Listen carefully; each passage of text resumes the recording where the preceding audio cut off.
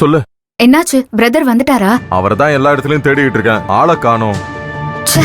சொல்லாம கொள்ளாம எங்க போயிட்டாரு? தெரியலையே, வீட்லயும் யாருக்கும் எதுவும் தெரியல. ஃபோன் பண்ணீங்களா? போன் எல்லாம் பண்ணி பார்த்துட்டேன், ஆனா போன் எடுக்கல. ஆ, சரி, இந்த மாதிரி நேரத்துல டென்ஷன் ஆக கூடாது. நிதானமா யோசிச்சு பாருங்க. வீட்ல தான் இருந்தாரு, திடீர்னு ஆளை காணோம். அதே மாதிரி அப்பாவையும் காணோம். அதான் சொன்னீங்களே, அங்கிளுக்கு ஃபோன் பண்ணீங்களா? அதெல்லாம் பண்ண, ஆனா அவரும் எடுக்கல. அப்படின்னா 2 பேரும் ஒன்னா இருக்காங்கன்னு தான் அர்த்தம். ஒருவேளை மாப்பிள்ளைய கூட்டிட்டு ஒயின் ஷாப் போயிருக்காரா? ஏன் அப்படியெல்லாம் நினைக்கிறீங்க? எங்க அப்பா போற ஒரே இடம் அதுதான்.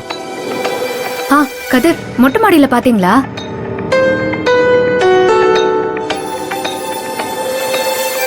இல்லையே. அப்ப அவங்க அங்கதான் இருக்கணும். எப்படி சொல்ற? தீபாவளி சமயத்துல நான் உங்க வீட்டுக்கு வந்திருந்தேன்ல, அப்ப ராத்திரி டைம்ல உங்க அப்பா மொட்டை மாடியில இருந்து தண்ணி அடிச்சிட்டு இருந்தாரு, நான் பார்த்தேன். அப்படியா? ஆமா, அவங்க 2 பேரும் கண்டிப்பா அங்கதான் இருப்பாங்க. நீங்க போய் பாருங்க. சரி, நான் பார்த்துட்டு அப்புறமா உனக்கு ஃபோன் பண்றேன். சரி.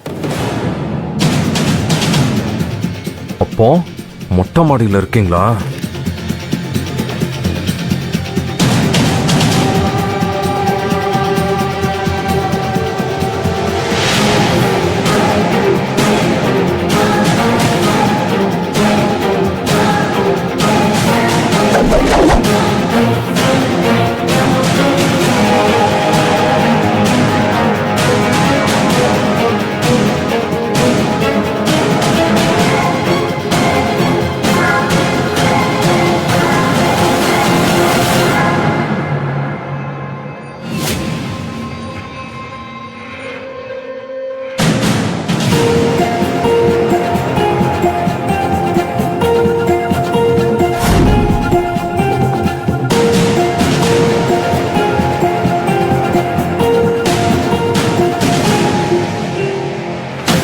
நான் சொன்னேன்ல மாப்பிள்ள, என் குடும்பத்தை பற்றி உங்களுக்கு எல்லாம் புரிஞ்சிருக்கும்.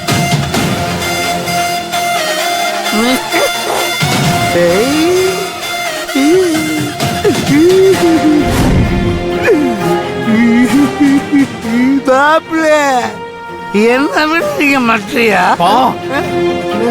யார்? நீங்க என்ன பண்ணிக்கிட்டு இருக்க? நீங்க என்ன பண்ணிக்கிட்டு இருக்கீங்க? நான் ஒரு உண்மையை சொல்லிக்கிட்டு இருக்கேன். என்ன உண்மைய? அது உனக்கு தேவையில்லாத விஷயம். மாப்பிள்ளைக்கு மட்டும் புரிஞ்சா போதும்.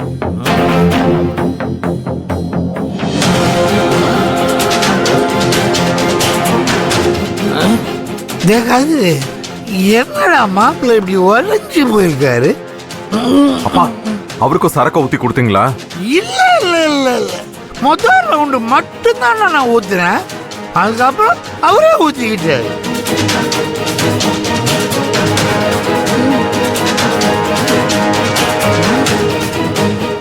என்னடா நான் முறைகிறேன்? உண்மையா சொல்லணும்னா தைரியம் வேணும் இல்ல? அந்த தைரியம் வேற எங்கடா கிடைக்கும்? லூசா நீங்க? நான் மாப்பிளைய காணும் எங்கெங்கெல்லாம் போய் தேடிக்கிட்டு இருக்கேன். நீங்க என்னடா மொட்டை மாடியில கூட்டு வச்சு தண்ணி அடிச்சுக்கிட்டு இருக்கீங்க? இதெல்லாம் தப்பு இருக்கு. மாமனாரும் மாப்பிள்ளையும் ஃப்ரெண்ட் மாதிரி பழகணும். நீ கத்துக்க வேண்டியது நிறைய இருக்குது மை சன். அப்பா, கோவத்தை கலராத சொல்லிட்டேன். மாப்பிள்ளை கிட்ட என்னத்த சொல்லி வச்சிருக்கீங்க? உண்மையா சொன்ன. என்ன உண்மை? என்ன நீ என்னைய மிரட்டுற? நான் உன் அப்பா தெரியல. எனக்கு அப்பா மாதிரியா நடந்துக்கிறீங்க? அவர்கிட்ட அப்படி என்னத்த சொன்னீங்க? நான் தப்பா ஒண்ணுமே சொல்லல. நம்ம ரோகிணி கல்யாணம் நல்லபடியா நடக்கணும். அதுக்கப்புறம் அங்க போய் நிம்மதியா வாழணும்னு நான் உண்மையா சொன்னேன். அதான் கேக்குறேன், என்ன உண்மை? என்ன உண்மைன்னா, உன் மாமன் பண்ணிட்டு போன அயோக்கியத்தனத்தை தான் நான் சொன்னேன்.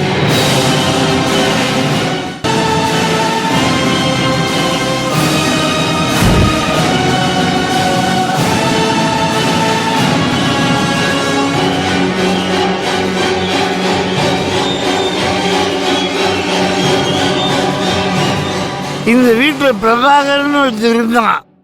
அவன் லவ் பண்ணி கல்யாணம் பண்ணிட்டு ஓடி போயிட்டான்.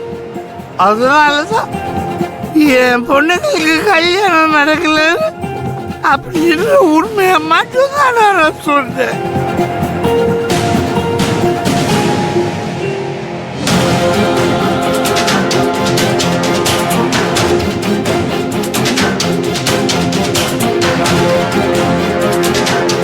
கல்யாணம் ஆனதுக்கு அப்புறம் உண்மை என்னன்னு தெரிஞ்சு அவன் நம்ம பொண்ணை டார்ச்சர் பண்ணக்கூடாது இல்ல. அதனாலதான் நான் உண்மையை சொல்றேன்.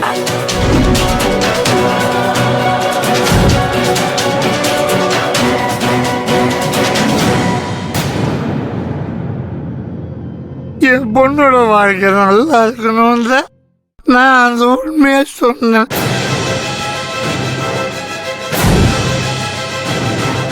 ஷோ, போச்சு போச்சு போச்சு, எல்லாம் போச்சு. நாசமா போச்சு. சாரி. மொத்தமா எல்லாத்தையும் நாசம் பண்ணிட்டீங்களேப்பா. போச்சு போச்சு. மாப்பிள்ளைய பாருங்க. இனிமே உங்க பொண்ணுக்கு இந்த ஜென்மத்துல கல்யாணம் நடக்காது. அவ வாழ்க்கையை நீங்களே கெடுத்துட்டீங்க.